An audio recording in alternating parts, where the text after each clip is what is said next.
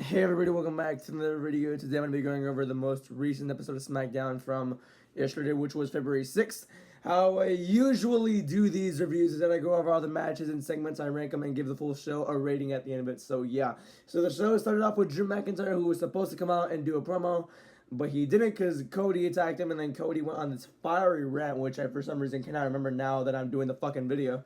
But I liked Cody's promo. Oh yeah, he mentioned the Raheem memes. Like yeah, if for those who don't know, people make jokes about Cody being black and all that by calling him Cody Raheem Rhodes. And yeah, also by the way, my mouth hurts a lot right here, so it's a little hard to speak, but I'm thugging it out, I guess. But yeah, Cody says we're gonna have a you know what measuring contest with Reigns and Punk, and then Cody's like they don't call me Raheem for nothing. It was a good promo too on how he's gonna get to the championship match. I actually forgot what he said for the majority. The only thing I remember is the Raheem part for some reason. So yeah, that's that there, I guess. But I give it a 4 out of 5. So yeah, that's pretty cool there. Let's move on. So the opening match of the night was the Women's Tag Team Championship between Rio, that's their team name, versus Julia and Kiana James. Nothing really too insane here. It was just a good match. That's pretty much about it.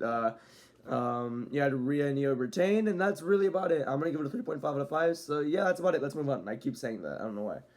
The second match of the night was The Miz versus my voice cracked. The Miz versus Carmelo Hayes in a non-title match. This formulated backstage with Ilya Dragunov and Carmelo Hayes basically kind of confirming a title shot, but not really, or a title match, but not really.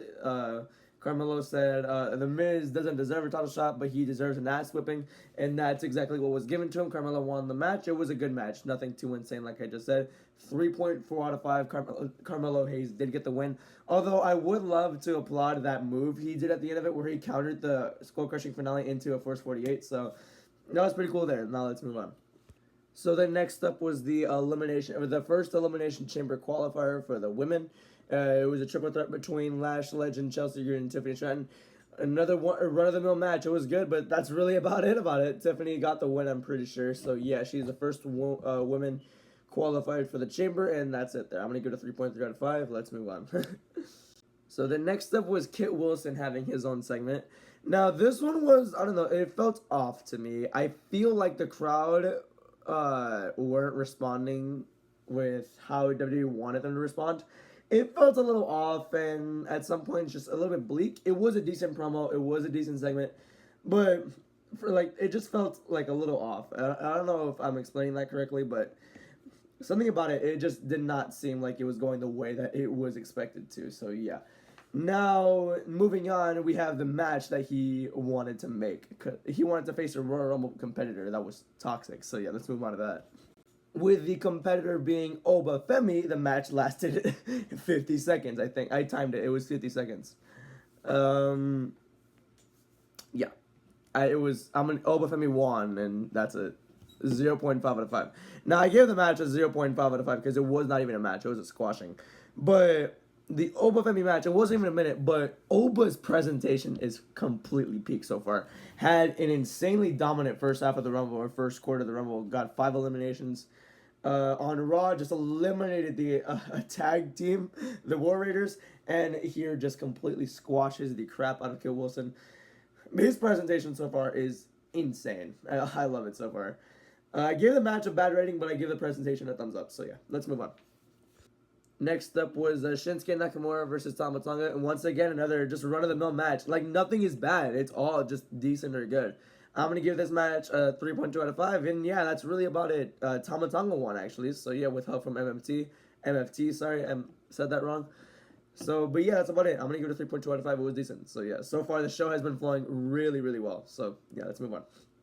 Next up was Liv Morgan, Jade Cargill, and Jordan Grace. First of all, it was going to be like a segment with Liv and Raquel, but Cargill came out and interrupted that. Jordan Grace came out, and yeah, they made the tag match that happened afterwards. But what I liked about this segment is like how like much of an asshole Liv was. I don't know, Liv was just bragging about it. I just love her heel character. It's so funny for some reason. So yeah. And Jade and Jordan saying "shut up, bitch" at the same time to her face. It was so funny too. So yeah, I'm gonna give it a 3.5 out of 5. That segment was it was funny. It was cool. So yeah, now let's move on. So then after that was one of those matches where I just really despise. Honestly, I hate these type of matches. The Judgment Day. It was Judgment Day versus Jade Cargill and Jordan Grace.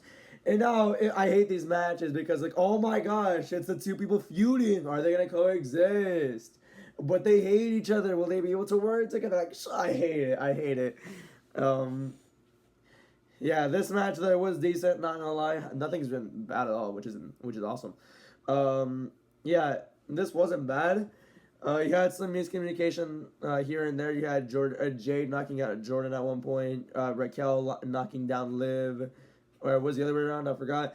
Jordan stole the win. She shoved Jade out of the way, and then hit whoever it was, and then got the win like that. That was honestly pretty. It was a pretty clever win for them. But yeah, now they have a match next week, so yeah, this second match wasn't really amounting to anything. It was just a cool moment, I guess, for Jordan Grace. I don't know.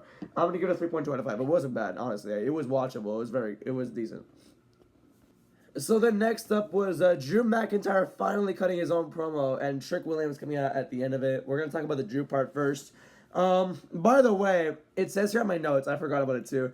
Jacob Fatu attacked Drew before Drew was gonna have a promo because he was supposed to have two different promos, and he got attacked by Cody, he got attacked by Jacob, and now he finally was able to speak his mind.